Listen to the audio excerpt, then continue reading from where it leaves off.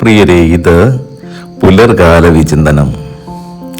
ഇന്നത്തെ പുലർകാല വിചിന്തനത്തിൽ നമ്മൾ ധ്യാനിക്കുവാൻ പോകുന്നത് ദേവസങ്കീർത്തനത്തെക്കുറിച്ചാണ്. ദൈവസങ്കീർത്തനത്തിലെ ഒരു വചനം: ദൈവമായ കർത്താവ് അവിടെ എനിക്ക് നൽകുന്ന സമസ്ത അനുഗ്രഹങ്ങൾക്കും ഞാൻ എന്ത് പ്രത്യുപകാരം ചെയ്യും? രക്ഷയുടെ പാനപാത്രം എടുത്തുയർത്തി ഞാൻ അവിടുത്തെ നാമം വിളിച്ചപേക്ഷിക്കും. ഇതാണ് ആ തിരുവചനം. ദൈവമായ കർത്താവേ, അവിടുന്ന് എനിക്ക് നൽകുന്ന സമസ്ത അനുഗ്രഹത്തിനും ഞാൻ എന്ത് പ്രത്യുപകാരം ചെയ്യും? രക്ഷയുടെ പാനപാത്രം എടുത്തുയർത്തി ഞാൻ അവിടുത്തെ നാമത്തെ വിളിച്ചപേക്ഷിക്കും.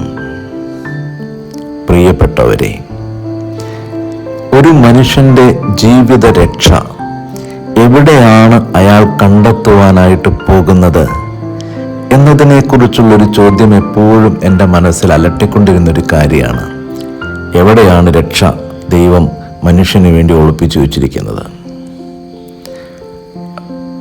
ബൈബിളിൽ നമ്മൾ ആഴപ്പെട്ട ഒരു വായനയിലൂടെ കടന്നുപോയാൽ നമുക്ക് മനസ്സിലാകും, ഓരോ മനുഷ്യൻ്റെയും ചുണ്ടോട് ചോർത്ത് വെച്ചിരിക്കുന്ന പാനപാത്രത്തിനകത്ത് ദൈവം അവൻ്റെ രക്ഷയെ ഒളിപ്പിച്ചു വെച്ചിട്ടുണ്ട്.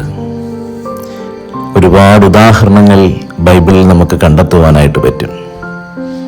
അതിലൊന്നാമത്തെ ഉദാഹരണമാണ് യോനായുടെ ഉദാഹരണം. ദൈവമായ കർത്താവ് യോനാ പ്രവാചകനെ വിളിച്ച് നിനീവെ നഗരവാസികളോട് പ്രവചിക്കുവാനും പാപത്തിൽ മുഴുകിയിരുന്ന അവരോട് മാനസാന്തരം പറയുവാനും ദൈവം അയക്കുന്നുണ്ട്. പക്ഷെ നിനീവയിലേക്ക് പോകാൻ യോന സമ്മതനായിരുന്നില്ല. അയാൾക്ക് അത്രമാത്രം ആ ജനതയോടൊരു വെറുപ്പുണ്ടായിരുന്നു. നിനീവയിലേക്ക് പോകുവാൻ കപ്പൽ കയറുന്ന യോന നേരെ പോകുന്ന താർസൂസിലേക്കാണ്. ദൈവം കുടിക്കുവാൻ കരങ്ങളിൽ ഏൽപ്പിച്ചു കൊടുത്തിരിക്കുന്ന പാനപാത്രം അയാൾ തട്ടിത്തെറിപ്പിച്ചു. താർസൂസിലേക്ക് പോകുന്ന ആ മനുഷ്യൻ കയറിയ കപ്പൽ ഉഗ്രമായ കടൽക്ഷോഭത്തിൽ അടിപ്പെട്ടു പോവുകയാണ്. ഒടുവിൽ കടൽക്ഷോഭത്തിന് കാരണക്കാരൻ ദൈവഹിതം നിറവേറ്റാതെ പിൻവാങ്ങി പോകുന്നവനാണെന്ന് തിരിച്ചറിയുന്ന കപ്പൽ യാത്രികർ യോനായെ കപ്പലിൽ നിന്ന് പുറത്തേക്ക് വലിച്ചെറിയുകയാണ്. അയാൾ ചെന്ന് വീഴുന്നത് തിമിംഗലത്തിൻ്റെ വായ്ക്കകത്തേക്ക്. 3 നാൾ തിമിംഗലത്തിൻ്റെ വയറിനുള്ളിൽ അജീർണം ബാധിച്ച് യോന കിടക്കുകയും ഒടുവിൽ തീരത്തേക്ക് കൊണ്ടുവന്ന ഉച്ഛിഷ്ടമായി ഛർദ്ദിച്ചിടുകയും ചെയ്തു. പ്രിയപ്പെട്ടവരെ, ദൈവം നിന്റെ കരങ്ങളിലേക്ക് ഏൽപ്പിച്ചു വെച്ചിരിക്കുന്ന ഈ രക്ഷയുടെ പാനപാത്രത്തെ നീ അവഗണിച്ച് തട്ടിക്കളഞ്ഞ് നിനക്ക് നിന്റേതായ മാർഗങ്ങളിലേക്ക് നീ ഇറങ്ങി പുറപ്പെട്ടാൽ ഒരുപക്ഷെ നാളെ ദൈവം നിന്നെ തീരങ്ങളിൽ ഉച്ഛിഷ്ടമായി ഛർദ്ദിച്ചിട്ടേക്കാം. നിന്റെ രക്ഷ കിടക്കുന്നത് നിന്റെ പാനപാത്രം ആവോളം നെഞ്ചിലേക്ക് ചേർത്ത് പിടിക്കുമ്പോഴാണ്. മറ്റൊന്നും പോകണ്ടല്ലോ, ക്രിസ്തുവിൻ്റെ ജീവിതം തന്നെ എടുത്തു നോക്കി. ക്രിസ്തുവിൻ്റെ ജീവിതത്തിൽ ഉടനീളം ക്രിസ്തുവിനറിയാം, ഈ പാനപാത്രം കുടിക്കാൻ വേണ്ടിയിട്ടാണ് ഞാൻ ജനിച്ചത്. ക്രിസ്തു പറയുന്നുണ്ട്, എനിക്കൊരു മാമോദീസ മുങ്ങുവാനുണ്ട്, അത് പൂർത്തിയാകുന്നതുവരെ എൻ്റെ ആത്മാവ് അസ്വസ്ഥമായിക്കൊണ്ടിരിക്കുന്നു. ഒടുവിൽ ഈ പാനപാത്രം കുടിക്കേണ്ട നേരമായപ്പോൾ ഉത്കടമായ വേദനയോടുകൂടെ ആരും കൂടെയില്ലാതെ ചോരയൊലിപ്പിച്ച് ഗെത്സമനിൽ നിന്ന് പ്രാർത്ഥിക്കുമ്പോൾ ക്രിസ്തു പറയുന്നുണ്ട്, പിതാവേ, അപ്പാ, പറ്റുമെങ്കിൽ ഈ പാനപാത്രം ഒന്ന് മാറിപ്പോകട്ടെ. ഈ പാനപാത്രം ഞാൻ കുടിക്കാതെ മാറിപ്പോവുകയാണെങ്കിൽ അങ്ങനെ സംഭവിക്കട്ടെ.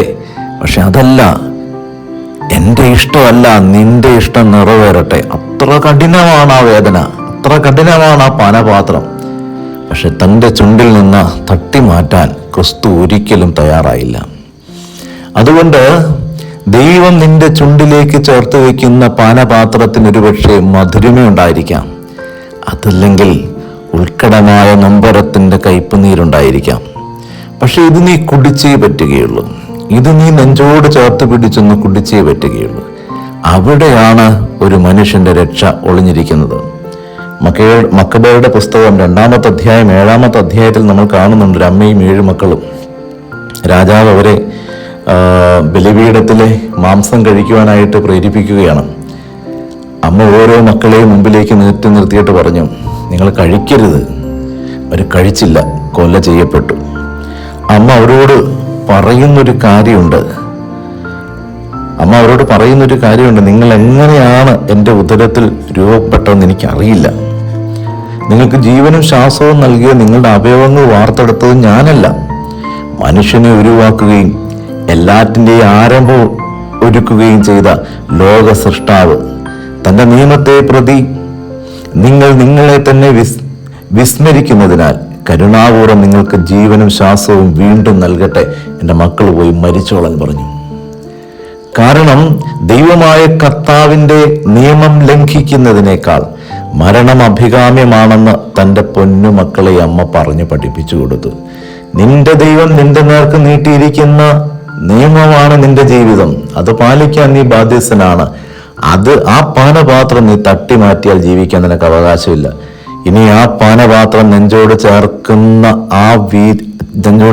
അവസ്ഥയിൽ നിനക്ക് ജീവിതം നഷ്ടപ്പെട്ടാൽ അത് പോകട്ടെ എന്ന് കരുതുക. അമ്മ മക്കളോട് ഉപദേശിച്ച കാര്യം ഇതാണ്. പ്രിയപ്പെട്ടവരെ, ഇവിടെയാണ് ഒരു മനുഷ്യന്റെ ജീവിതത്തിന്റെ ശ്രേയസ് അളക്കപ്പെടുന്നത്. ജീവിതത്തിൽ ദൈവം നൽകുന്ന പാനപാത്രം തട്ടി അകറ്റാൻ വേണ്ടിയിട്ടുള്ളതല്ല. അതെത്ര കയ്പ് കലർന്നതാണെങ്കിലും നീ അത് കുടിച്ചേ പറ്റുകയുള്ളൂ. അങ്ങനെ കുടിക്കുന്ന മനുഷ്യന്റെ മുമ്പിൽ ഒരു നാൾ ദൈവം അനുഗ്രഹത്തിന്റെ കൃപയായി കർത്താവ് നിന്നിലേക്ക് ഒഴുകി വരികയും ചെയ്യും.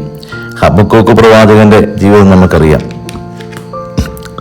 ഹബക്കൂക്ക് പ്രവാചകന്റെ പുസ്തകം 3-ാമത്തെ അധ്യായത്തിൽ 16 വരെയുള്ള വാക്യങ്ങൾ.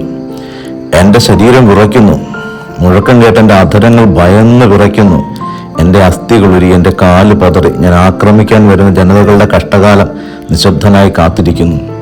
നാശമാണ് ജീവിതത്തിലേക്ക് വരുന്നത്, കണ്ണുനീരാണ് വരുന്നത്. പക്ഷേ പ്രവാചകൻ വീണ്ടും അടുത്ത തിരുവചനത്തിൽ പറയുന്നുണ്ട്, അത്തവൃക്ഷം പൂക്കുന്നില്ലെങ്കിലും, മുന്തിരിയിൽ ഫലങ്ങളില്ലെങ്കിലും, ഒലിവുമരത്തിൽ കായ്കളില്ലാതായാലും, വയലിൽ ധാന്യം വിളയുന്നില്ലെങ്കിലും, ആട്ടിൻകൂറ്റം ആലയിൽ അറ്റുപോയാലും, കന്നുകാലികൾ തൊഴുത്തിൽ ഇല്ലാതായാലും, ഞാൻ എൻ്റെ കർത്താവിൽ ആനന്ദിക്കും. എൻ്റെ രക്ഷകനായ ദൈവത്തിൽ ഞാൻ സന്തോഷിക്കും. കർത്താവായ ദൈവമാണ് എൻ്റെ ബലം. പ്രിയപ്പെട്ടവരെ, ഇതാണ് അനുഗ്രഹം, ഇതാണ് പാനപാത്രത്തിൻ്റെ കൃപ.